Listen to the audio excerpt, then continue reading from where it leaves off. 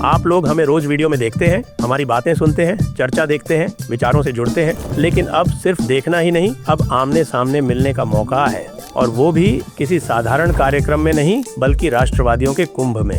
The Jaipur dialogues लेकर आ रहा है कोंकण समिट, मुंबई 21 मार्च को। थीम है अनब्रेकिंग इंडिया। इस वैचारिक संगम में आपके साथ होंगे भाव तोरसेकर, अनुपम मिश्रा, कर्नल अजय रैना, सुशील कुलकर्णी, अभिजीत चावड़ा, विवेक अग्निहोत्री, नीरज अत्री, विष्णु शंकर जैन, आनंद रंगनाथन और भी कई प्रतिष्ठित वक्ता। जहां विचार होंगे, संवाद होगा और अटूट भारत के भविष्य पर गंभीर मंथन होगा। रजिस्ट्रेशन लिंक नीचे दी हुई है और स्क्रीन पर दिए गए QR कोड को स्कैन करके भी आप आसानी से रजिस्टर कर सकते हैं। देरी मत कीजिए, आइए रजिस्टर करिए और इस वैचारिक संगम का हिस्सा बनिए। नमस्ते, आप सभी से अनुरोध है कि कृपया हमारे चैनल को सब्सक्राइब करें, वीडियो को लाइक करें और जाएं हमारे धर्मापड़ा मर्चेंडाइज स्टोर पर, जहां पर चल रही है होली की सेल और उसमें आपको तरह तरह की मर्चेंडाइज मिलेगी। इस तरह के आपको थीम बेस्ड शर्ट्स इत्यादि भी मिलेंगी। JNU में नया बवाल हो गया है। क्या है ये बवाल? ये बवाल ये है कि JNU के VC हैं शांतिश्री दिलुपुरी पंडित, उन्होंने एक स्टेटमेंट दिया, बिल्कुल सही स्टेटमेंट दिया मेरे हिसाब से। मैं पहले से ही बता दे रहा हूँ आपको। तो आपको यदि इसमें कोई डिस्क्लेमर चाहिए तो ये डिस्क्लेमर, आप इसको डिस्क्लेमर की जगह मैं क्लेमर बोल देता हूँ। ये है कि मैं उनके बयान से 100% सहमत हूँ। और उन्होंने कहा कि ये जो आदत पड़ गई है कुछ वर्गों की कि वो हर वक्त विक्टिम कार्ड खेलते रहते हैं, अपने आप को विक्टिम बनाते रहते हैं, तो इस विक्टिम बनने से कोई प्रोग्रेस नहीं हो सकती है। उनका समाज प्रोग्रेस नहीं कर सकता है विक्टिम बनने से। उनको आखिरकार में खड़े अपने पैरों पर खड़े होकर और प्रतिस्पर्धा में आना चाहिए और विक्टिम कार्ड खेलना बंद करना चाहिए। और उन्होंने कहा कि भाई हमसे तो पूछा ही नहीं गया कि ये UGC के जो रूल्स बनाए गए तो हमको तो कभी विश्वास में लिया नहीं गया, और इक्विटी रूल्स हैं ये और टोटली इनइक्विटेबल है, तो इसलिए इनको तुरंत प्रभाव से वापस लेना चाहिए। आप भाई JNU आप जानते हैं कम्युनिस्टों का हॉट बेड, जहाँ पर आजकल तो काफ़ी स्थिति बताते हैं सुधर गई है, लेकिन पहले तो आप यदि जिस तरह का इसमें लिखा हुआ है ना कि इम्प्लिसिट और एक्सप्लिसिट, तो यदि किसी को दूर से गंध भी आ जाती थी कि आपकी विचारधारा कम्युनिस्टों से थोड़ी बहुत भी अलग है तो आपकी शामत आ जाती थी।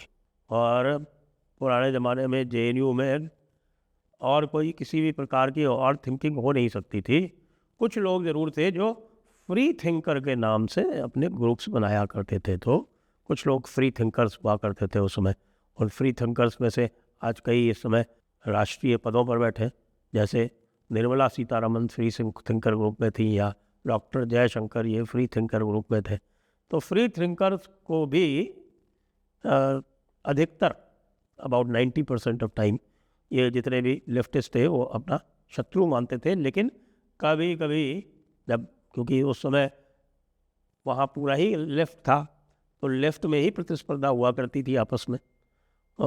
अलग अलग CPM का जो यूथ विंग है और कांग्रेस का यूथ विंग है और आईसा है, जैसे ये आपके CPI-ML का यूथ विंग है, ये सब अलग अलग लड़ा करते थे। आजकल ये सारे मिल के ABVP के खिलाफ लड़ते हैं।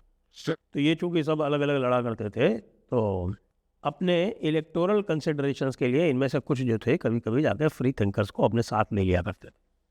वो चुनाव के टाइम पे होता था, बाकी टाइम पे उनकी जो आइडियोलॉजिकल बैटल थी वो चलती रहती थी। अब शांति श्री जी के विरुद्ध पूरा कार्यक्रम आरंभ हो गया। अब ये तो दिक्कत है ही है कि आपकी OBC की कोई जो डेफिनेशन है वो इतनी लूज है कि कभी भी कोई OBC बन सकता है। मतलब आपको जानकर हैरानी होगी कि ब्राह्मणों में से भी कुछ जातियाँ ऐसी हैं जो OBC में शामिल हैं, लोगों को पता नहीं है। गोस्वामी तुलसीदास जी यदि आज के युग में होते तो वो OBC कहलाते, और तब जो लोग रामचरितमानस का विरोध करते हैं तब उनकी स्थिति जो है बड़ी विचित्र हो जाती, क्योंकि यदि गोस्वामी तुलसीदास जी की रामचरितमानस का वो विरोध कर रहे हैं तो इसका मतलब किसी OBC लेखक का विरोध कर रहे हैं। अब ये साहित्य में भी बात करते हैं कि साहब की बहुजन साहित्य होना चाहिए। बहुजनों में साहब सबसे बड़ी तो झगड़ा यही है कि आपस में ही इनकी यूथम पैजार है। अब फिर OBC वर्ग कैसे कैसे हैं, आज किस्सा सुनाते हैं आप। पसमानदा मुस्लिम सुप्रीम कोर्ट में पहुंच गए आर्टिकल 32 के रिट जुरिस्डिक्शन में, और पसमानदा मुस्लिम वहाँ जाके कहते हैं कि साहब के पसमानदा मुसलमानों को ओबीसी का रिजर्वेशन दिया जाए। अब ये भी बड़ी विचित्र बात है, क्योंकि अधिकतर प्रदेशों में जो इनकी पिछड़ी हुई जातियां हैं उनको अलग अलग पहले से ही रिजर्वेशन दे रखा है। सबसे मज़ा किसका है? सबसे मज़ा काट रहे हैं, सबसे अधिक मज़ा काट रहे हैं जो अशराफ है, यानी कि जो मुस्लिम एलिट्स हैं, उनके मज़े ही मज़े हैं। उनको कहीं कुछ करना नहीं। ईडब्ल्यूएस में उनका हिस्सा है।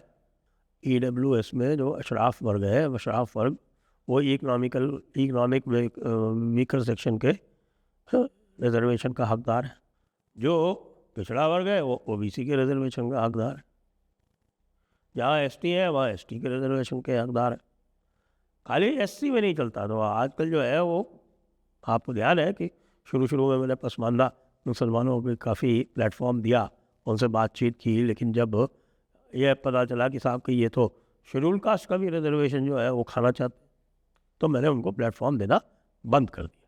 तो ये जो इनकी याचिका थी वो रिजेक्ट कर दी गई, और रिजेक्ट ये कहकर कर दी गई कि भाई साहब ये काम जो है सरकार का है, हम नहीं करेंगे। तो जेएनयू में भी यही स्थिति है।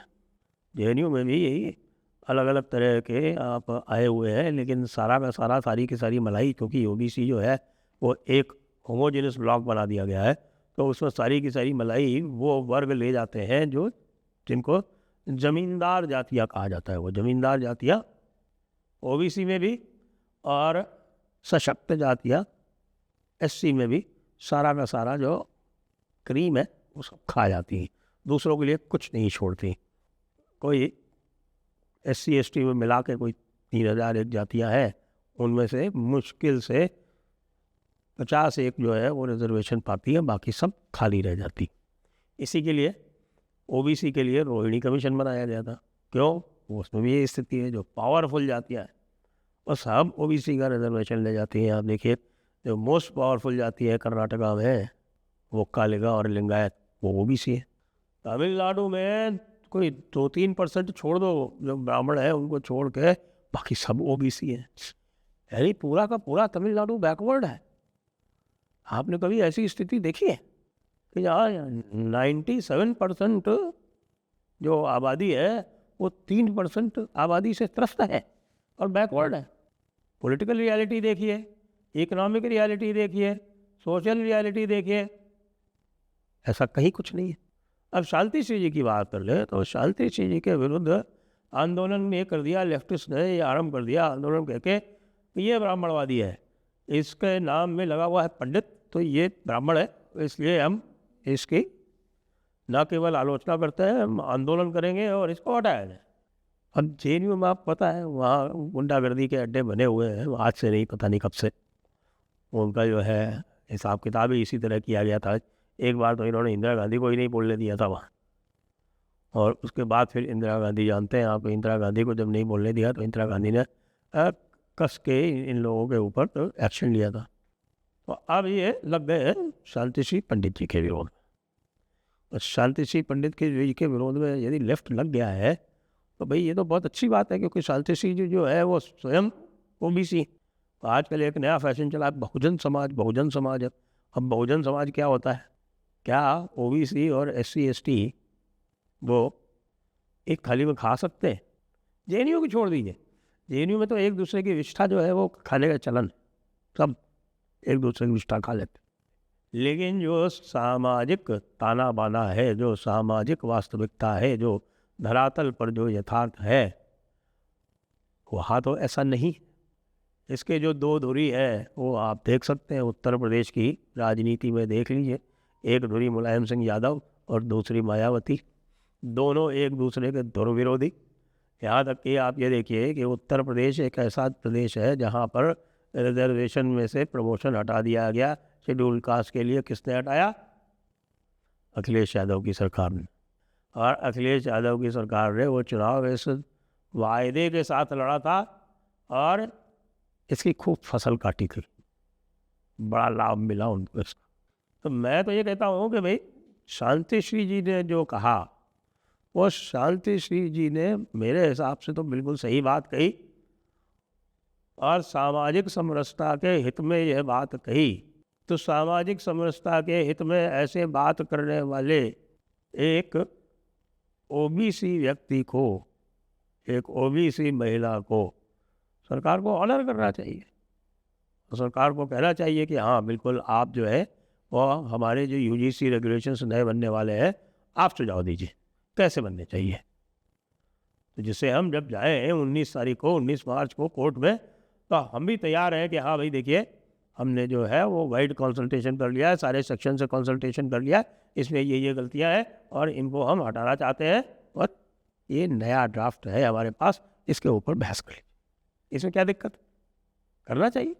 लेकिन हर्ष की बात यह है कि शांति श्री जी के साथ में हमारे छात्रों की 90% से ऊपर संख्या उनके पीछे खड़ी हुई है। इसलिए शांति श्री जी जो है वो सामाजिक समरसता की नई वाहक है, उनका स्वागत करें। जय हिंद, जय भारत, वंदे मातरम।